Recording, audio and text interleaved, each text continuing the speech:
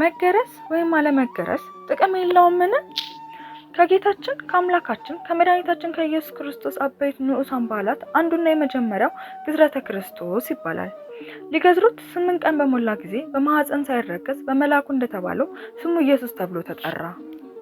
እንኳን ለጌታችን ለአምላካችን ለመድኃኒታችን ለኢየሱስ ክርስቶስ የግዝረት በዓል በሰላም አደረሳችሁ አደረሰን። ጥር 6 በዚህች ቀን የክብር ባለቤት ጌታችን ኢየሱስ ክርስቶስ ወደ ቤተ ግዝረት በመግባት የኦሪትን ሕግ ፈጸመ።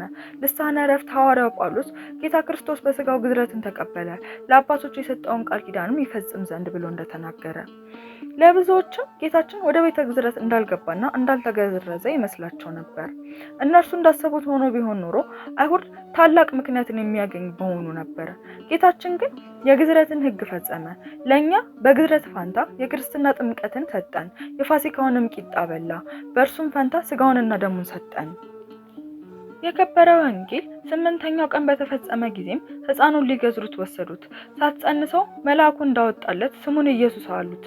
እንዳለ ንጽሕት ድንግል እመቤታችን ማርያም ጻድቅ አረጋዊ ዮሴፍን እንደ ሕጉ ልጅን እንዲገዝረውና ስሙንም እንድንሰይመው ብለህ የሆነ ገራሽ ሰው አምጣልኝ አለችው። ዮሴፍም ሄዶ የሚገርዝ ባለሙያ አመጣ። ያ ባለሙያም ሕፃኑን ጌታችንን ኢየሱስ ክርስቶስን በእናቱ በንጽሕት ድንግል ማርያም ክንድ ላይ አየው። እንዲገርዘውም ሕፃኑን በጥንቃቄ ያዙት አላቸው። ሕፃኑ ጌታ ኢየሱስን መልሶ እንዲህ አለው፣ ባለሙያ ገራሽ ሆይ ደሜ ሳይፈስ ትገርዘኝ ዘንድ ትችላለህን?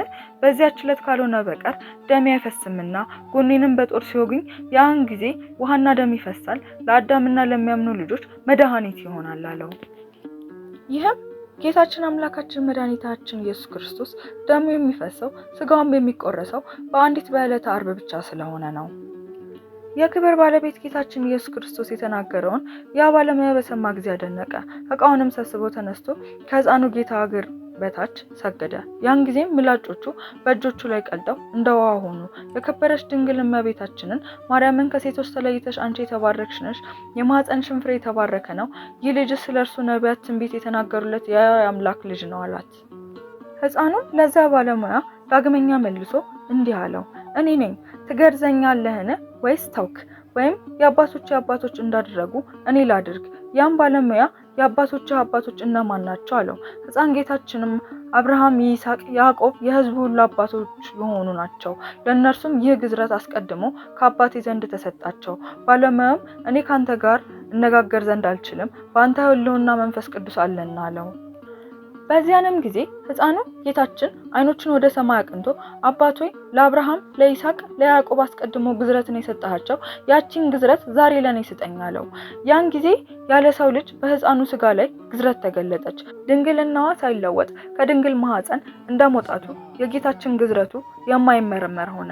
እንዲሁ ወደ ሐዋርያት በተዘጋ አዳራሽ መግባቱና መውጣቱ እንደማይመረመረው እንዲሁ እንደፈቀደ ከረቂቁ ጥበቡ ችሎታውን በመገረዝ ከስጋው ምንም ሳይቆረጥ ገለጠ። አዳምንና ልጆቹን ያድናቸው ዘንድ በፍቃዱ ከጎኑ በመስቀል ላይ የሚፈሰው ደም ካልሆነ በቀር ብዙም ሆነ ጥቂት ሊሆን አይችልም።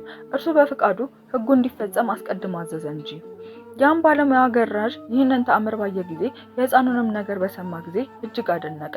የክብር ባለቤት ከሆነ ጌታችን ከአምላካችን ከመድኃኒታችን ከኢየሱስ ክርስቶስ እግር በታች 3 ጊዜ ሰገደና በእውነት አንተ የእግዚአብሔር ልጅ የእስራኤልም ንጉሥ ነህ አለው። ከዚያም በኋላ ከጌታችን ኢየሱስ ክርስቶስ ከተአምራቱ ያየውን የሰማውን እንደተናገረ ወደ ቦታው ሄደ። ይቆየን።